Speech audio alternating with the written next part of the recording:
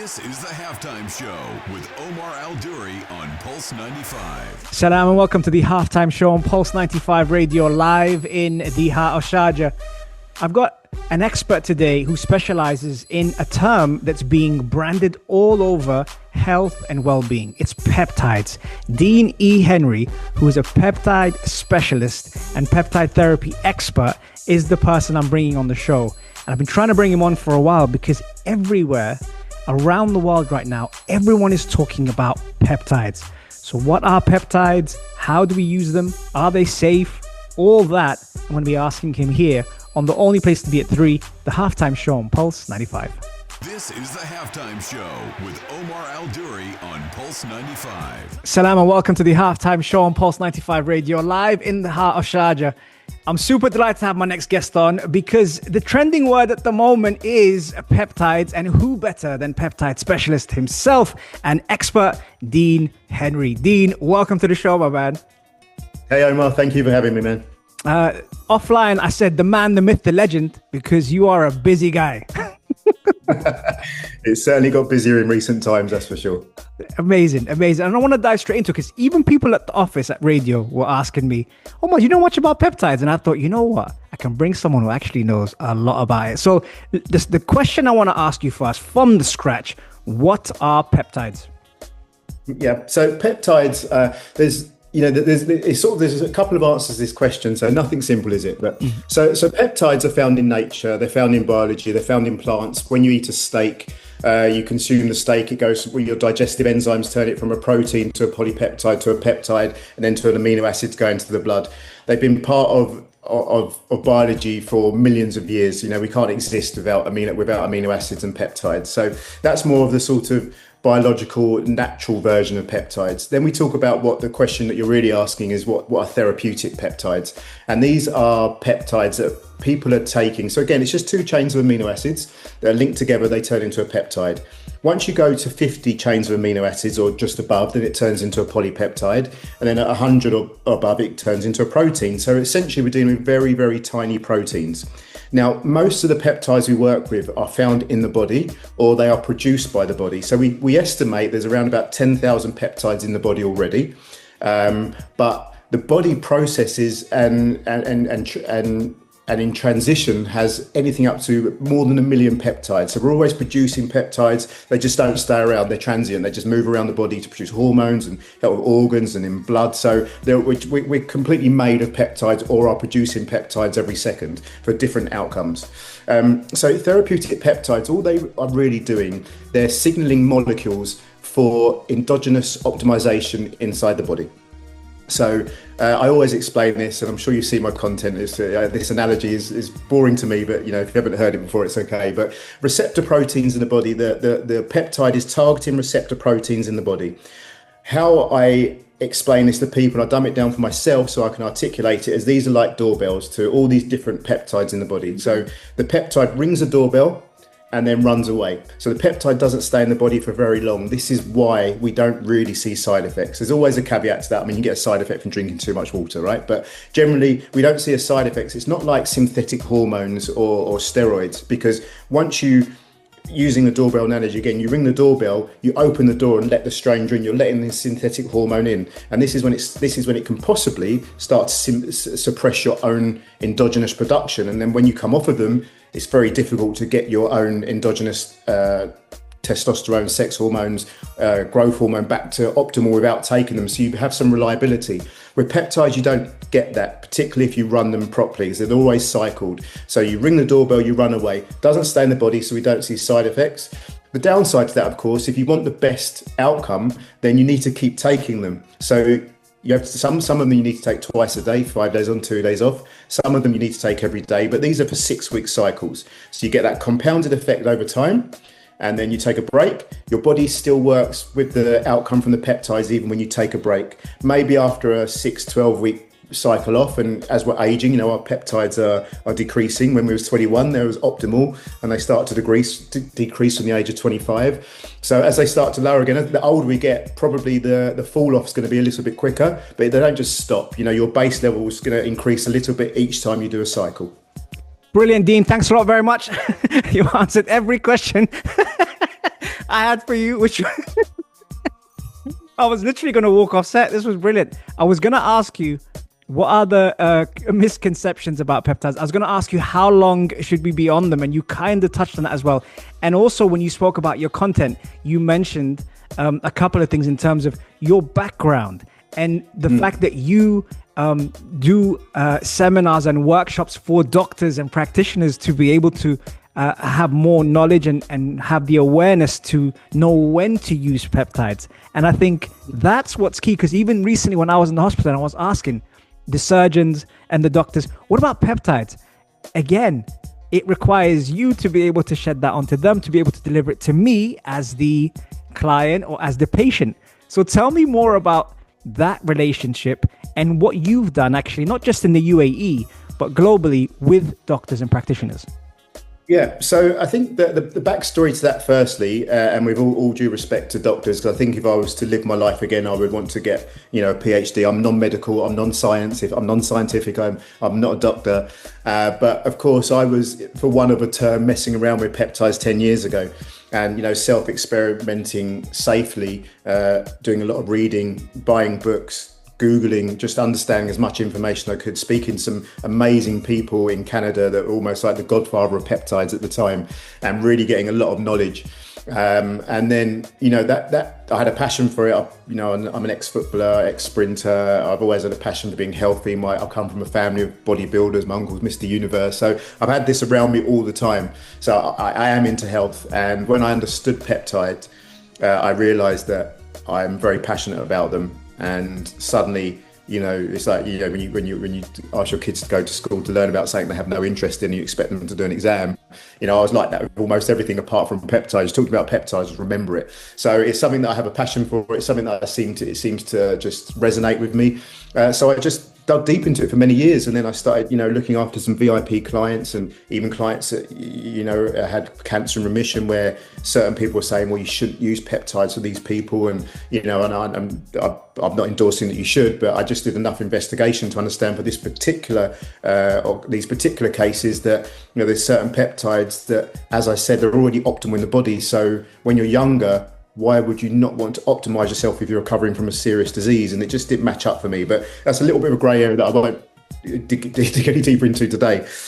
So for these 10 years experience, none of the medical profession that I was working with were allowed to look at peptides because they're not regulated. This is a complete grey area. So by default, they can't learn about them. And if they do, it'd be their outside studies. Now, there are some amazing doctors, some that I follow, some that I now work with. We sit on a board in a US lab together. And these guys are great, but they're very, very small in number because, once these doctors are busy, right? They're busy people. They've done their 5 years of medical training, and now they're just busy every single day. So to learn about something like this is very rare. So somehow, I've just got out into the world with regards to my knowledge of peptides. I don't know how. And then these things just started to attract to me. And then some of our B2B clients end up being doctors and clinicians because they realized that, peptides is the future.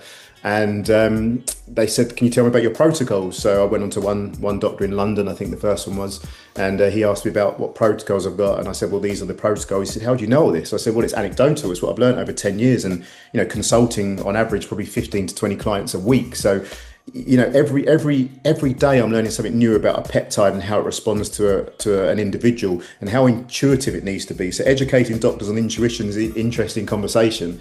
And then the Peptide University that are training doctors and clinicians in the US, they've asked me to do a masterclass there. We may even set up our own sort of Peptide University on the side because obviously we've got our own clientele in the Middle East and Europe. And then I wrote a comprehensive cheat sheet on I think 70 peptides. All the different indications, the objectives, potential side effects. Did that for my own use, and that ended up being a bit of a golden book, really. So I used that for my training. And to answer your question more shortly, it's the amount of anecdotal information I've acquired over 10 years, which has allowed me to have this platform to be able to pass it on to medical professionals. Brilliant. Before he answers any of my next questions, I'm going to go into a break. But he's been fantastic. I've learned more about peptides in this first segment than I have in the last year. So you guys are in for a treat on the only place to be at 3, the halftime show on Pulse 95 Radio. This is the Halftime Show with Omar Al Duri on Pulse 95. Salam and welcome back to the Halftime Show. If you're kicking yourself for missing the first segment, don't worry. All of our episodes are available on Apple, Spotify, SoundCloud, or you can see this good-looking gentleman right here on the YouTube channel, Pulse 95 Radio. Dean Henry's in the building. Dean, welcome back to the Halftime Show, my man. Thank you, Omar. I'm looking forward to the second half. It's like looking in the mirror. He's too kind. Right, okay. So listen, there's so much to unpack in the first segment. The second segment, I was going to dive into how can peptides influence aging, muscle growth, and or skin health. And you kind of touched upon that, upon your family, upon your background, upon your history of what the uses are. But how can they influence it? And is it okay for anyone to take it? Or is it certain ages where you think, you know what, no, stay off it until later on? I mean, generally, because of the research element to it, even though they are recognised in the UAE, but globally they're still a research item, I don't really feel the need at my level, which is, deemed non-medical, to work with anyone under the age of 21. The only reason why you would do that is if they have some sort of chronic disease or acute issues, and then that really should be worked with a medical professional, which I can advise them indirectly, but that would only be for that particular objective. So from the age of 21 upwards, really, peptides, there is a peptide for everyone, whatever your objectives are. And you mentioned a few things there. So let's start with anti-aging. So anti-aging peptide was one of the first peptides I ever looked at, which is called epithalon or epitalon. And that's a Russian-derived peptide that was created during the Cold War in the early 1980s by a gentleman called General Cavinson at the time, now Professor Cavinson, who I had the honour of meeting before he passed away a couple of years ago, and learnt so much from him in the hour we spent together. And he was given an open checkbook by the Soviet Union military to slow down premature aging for cosmonauts and submariners coming out on duty, obviously exposed to chemical warfare, and they were aging too prematurely. So he created what was called from the epitalon, which is from the pineal gland, and what this will do over a 7-year period is that it will start to lengthen your telomeres. So your telomeres decrease as you age. What we're trying to do with all our natural health optimization tools is to slow down these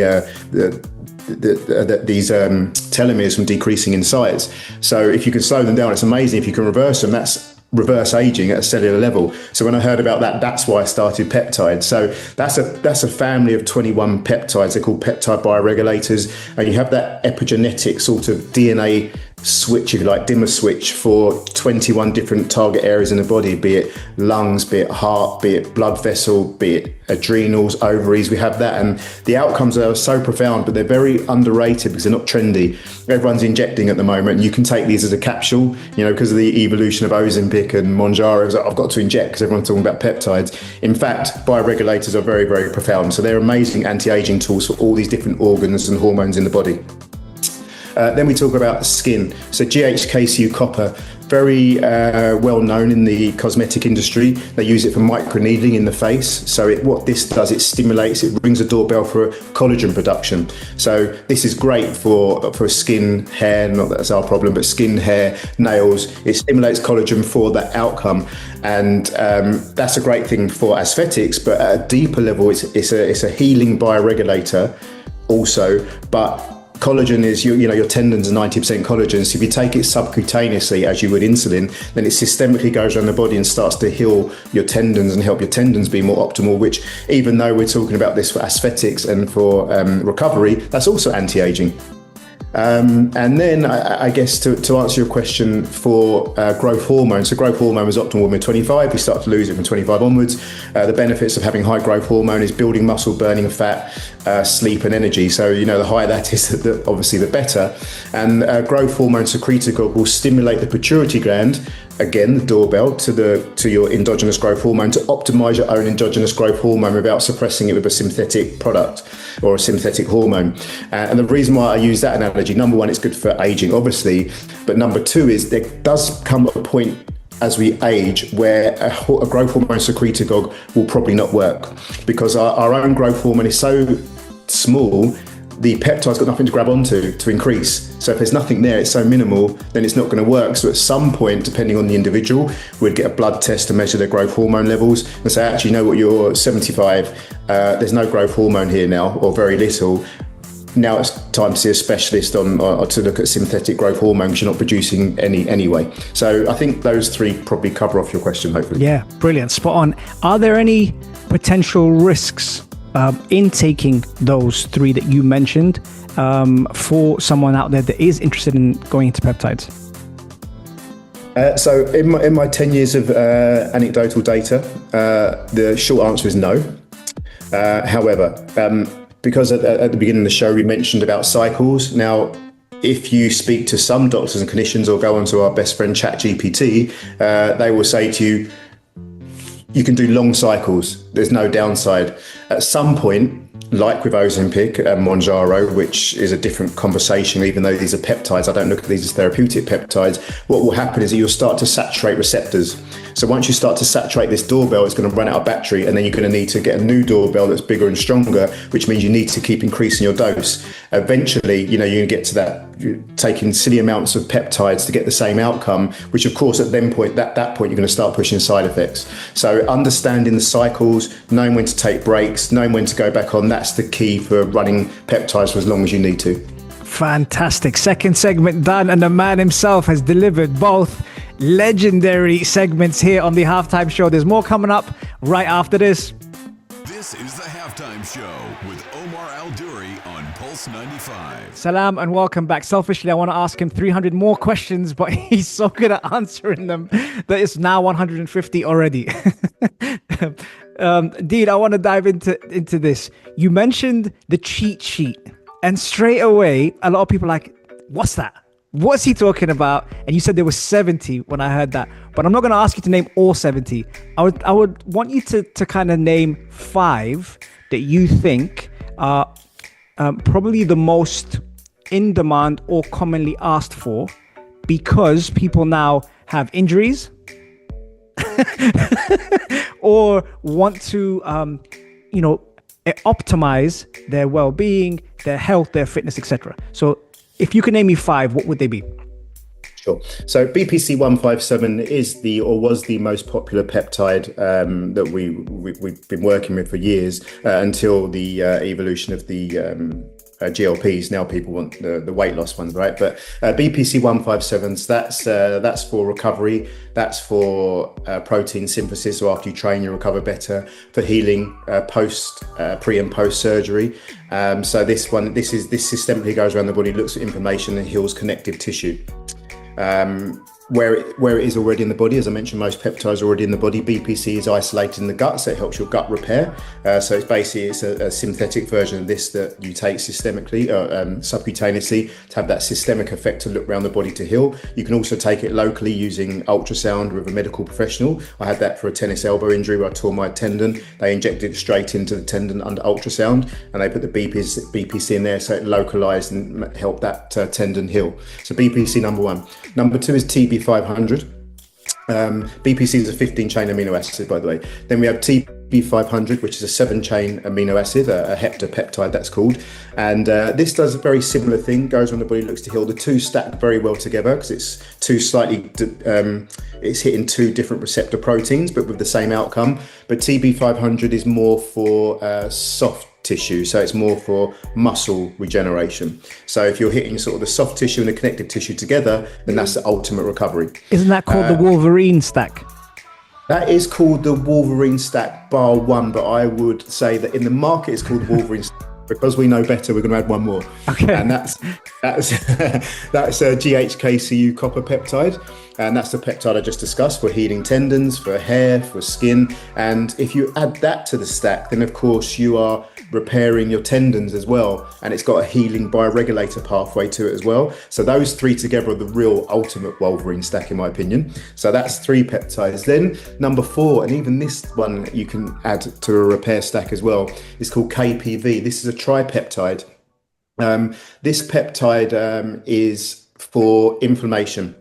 So it's found. It's actually created. This one is a synthetic peptide created from a bacteria from water, believe it or not. And this extraction of this tripeptide systemically goes around the body and heals inflammation. And it's amazing for gut health, as is BPC. And the KPV also works orally because it's less than 10 amino acid chains. So you can actually take that orally. When it's less than 10 amino acid chains, they do work orally. So they go through into the gut, through the endothelium, into the blood system. People take BPC orally for the systemic injury repair, but I wouldn't recommend that because it's got 15 chains of amino acids, so it won't break through the endothelium, or minimal amounts will. But of course, it will help heal your gut.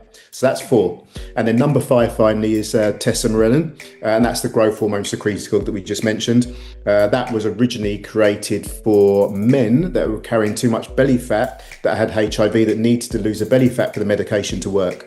So you get all the benefits of growth hormone, which we said, sleep, energy, muscle, burning fat, but it also burns the visceral fat around your gut. So people really like that. So that would be my top 5. Brilliant. And from that, I was always asked, is it better to take it orally or through injections? And you kind of answered it for some of them there. Why is it better to take some of those through injections rather than orally? Yeah, so as I just mentioned, it depends on the indication. So generally, 90% of peptides that we're taking will be subcutaneous injection. Insulin's a peptide as well, right? So, if there was a way for peptides to work optimally by not injecting, then we wouldn't have hundreds of millions of people injecting insulin. So, it cuts out all the digestive system. So much noise in the digestive tract that your digestive enzyme are going to destroy these very small amino acids before they can get to your small intestines, go into the bloodstream. So this is why we inject most peptides.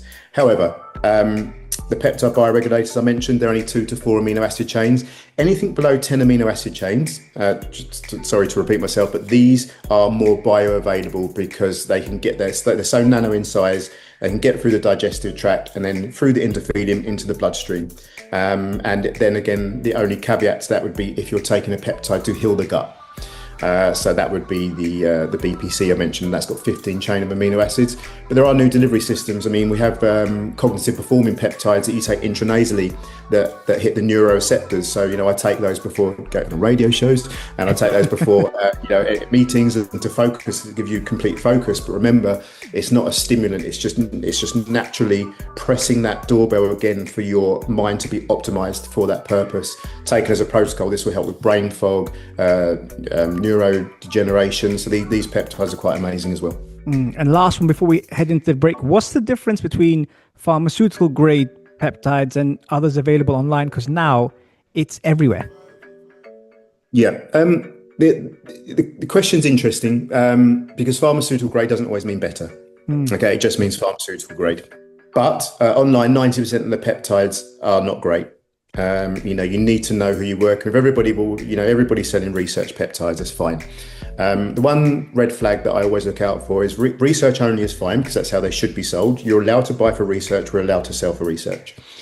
When it says research only, not for human use, this is when I have a problem. Because now they're like, okay, well, I said it wasn't for human use, so if something goes wrong, I've covered myself. So that's not a great start. And then it's just about asking for all the correct certification and documentation. Again, these less reputable peptide companies will sell for research purposes only, give you a certificate, a COA, and this COA will say the purity is 99%. Everyone says, great, purity is 99%. That doesn't mean very much. It's quite, I'm not going to say it's easy to get high purity, but everyone sells high purity peptides. You could have a 99.9% pure peptide. It could still be full of toxins. So it's different documentation that's required. People just need to do the research. Okay, brilliant. Right. Okay, one more segment. I'm gutted. I'm letting him go, but one more segment, and we'll be back with more on the Halftime Show on Pulse 95 Radio. This is the Halftime Show with Omar Al Duri on Pulse 95. Time flies when you're having fun here on the Halftime Show. The man himself, Dean Henry, is here, and you know what, Dean? I've got to dive into this one with you.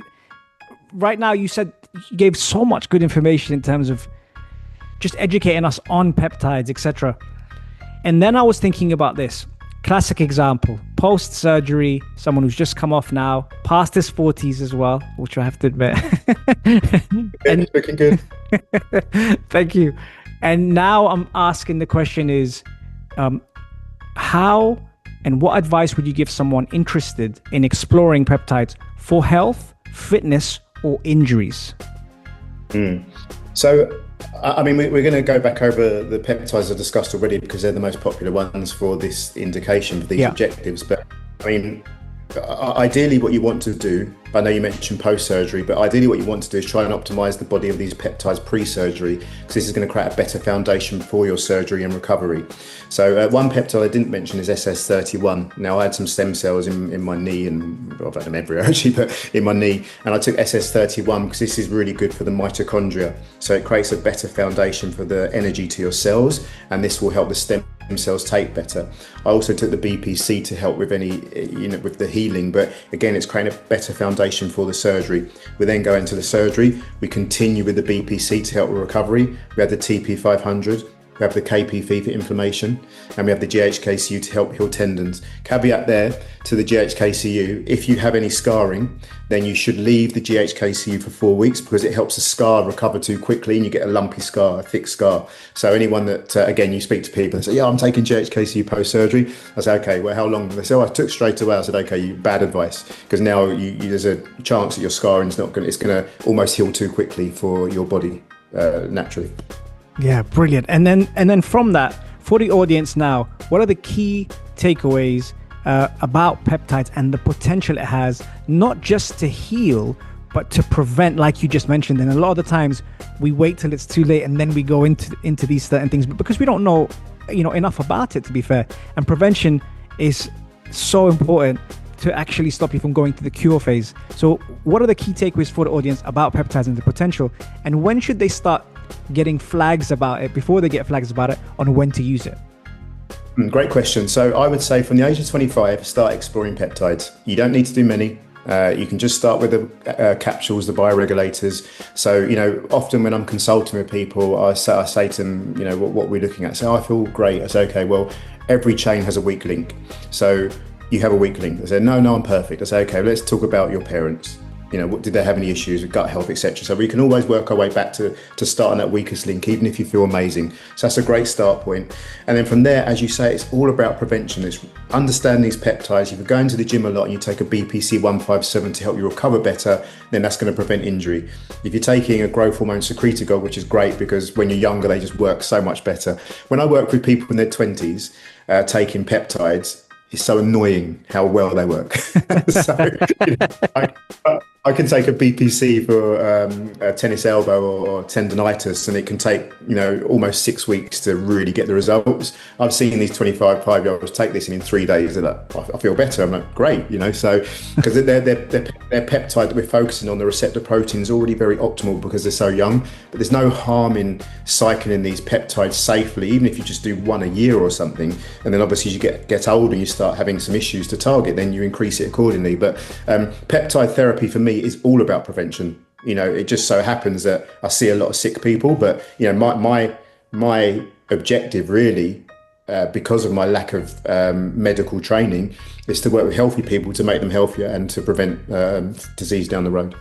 You keep saying that, but honestly, the amount of education and content you put out there is top. And for the audience listening that keep hearing you say that, listen, give the man his flowers. I'm telling you now, I've learned a lot, and I needed to know about these things.